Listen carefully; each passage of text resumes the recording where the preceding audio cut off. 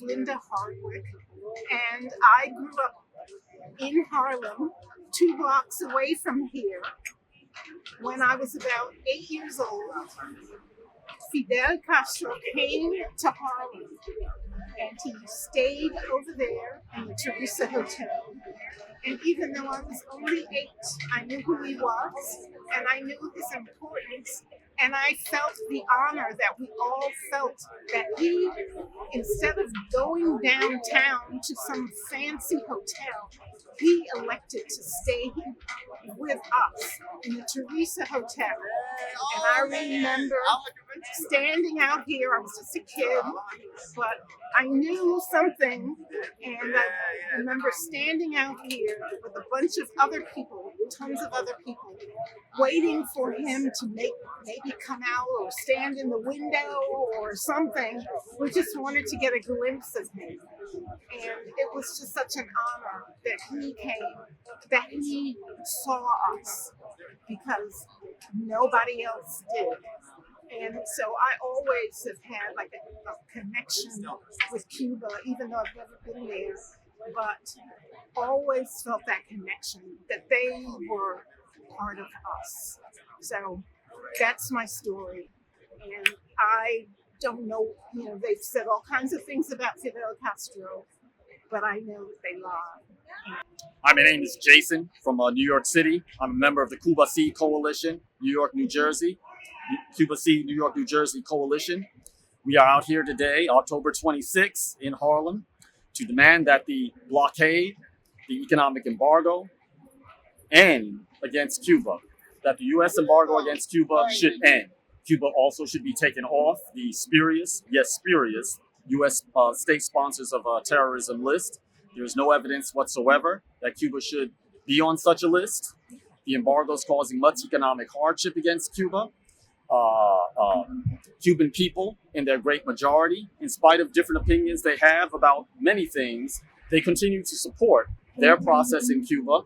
Cuban Americans, who have various opinions about the Cuban government, demand in greater and greater numbers that the U.S. policy against Cuba should change, that the embargo should end.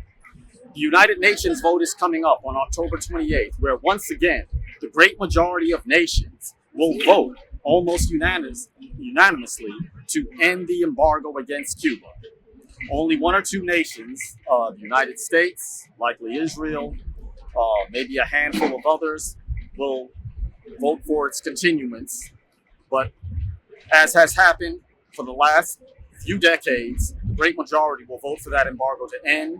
We want working class people, farmers, here in the United States to stand with the world, realize it is in our interest to support Cuba's sovereignty, for them to decide for themselves. U.S. economic embargo should end. Thank you very much. Hi, my name is Erin Feely Nahab, and I'm one of the founder and organizer of Cuba Seed Coalition, as well as the U.S.-Cuba Organization Conference Committee. We're here today because we want to get the word out once again that the blockade needs to end.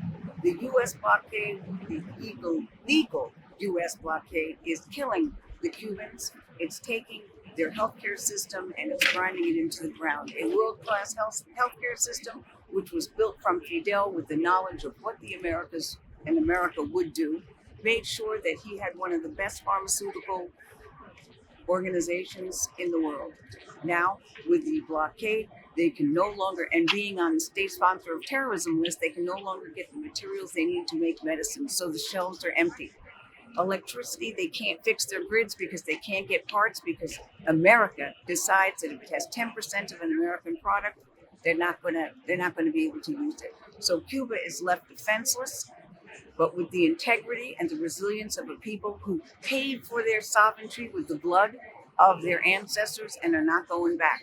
So the U.S., as hard as they try, we have to try harder. We need Cuba. We need to show Cuba for what it is, an example to all of the world that there is a better way possible. Cuba has it. Get the U.S. off of their neck. End the U.S. blockade against Cuba. It's a failed policy. They want it to, but we don't.